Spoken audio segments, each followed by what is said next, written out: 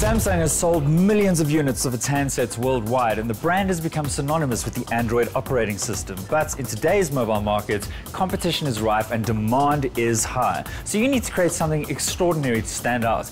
And much like Justin Bieber, the Samsung Galaxy S4 has just finished its Joburg leg of its world tour, and we were very excited to get our hands on this device. The S4 handset has not changed all that much from its predecessor, but even though it looks similar, the guts of the phone have had a makeover. There have been a number of software upgrades, small tweaks, and a few new features. At its launch, the Korean manufacturers told the faithful that this phone has been designed with 4 key pillars in mind. 1, an improved camera. 2, better social networking capabilities. 3, health and well-being attributes. And 4, a general simplification of a user's phone life. The Smart Stay function is a really cool feature that tracks your eyes to tell if you're looking at the screen. If you're watching a video, Smart Pause will pick up if your gaze strays and pause the video for you. Smart Scroll anticipates when you want to scroll down or up with just the tilt of the device. Air gestures also help you to use your phone and eat cake at the same time, hovering your fingers above the screen without actually making contact.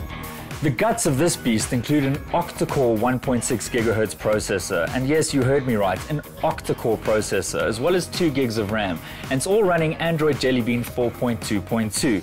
How this is going to affect battery life is going to be a big question for users.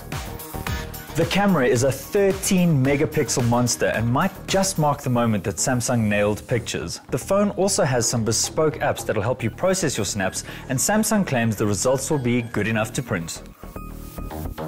The S3 and the S4 are actually pretty difficult to tell apart at first glance, and in fact if you had to take the S4 out somewhere and someone had to see it, they wouldn't in fact know that you actually have the new version of the Galaxy phone. However, the phone is pretty fantastic. It's a much less cluttered environment, it's much easier to use, and it does feel more premium than the S3. That said, some of the functions are a little bit dysfunctional, like the Smart Pause and the Smart Scroll. But all in all, this phone is going to be a serious contender for the rest of 2013 and beyond.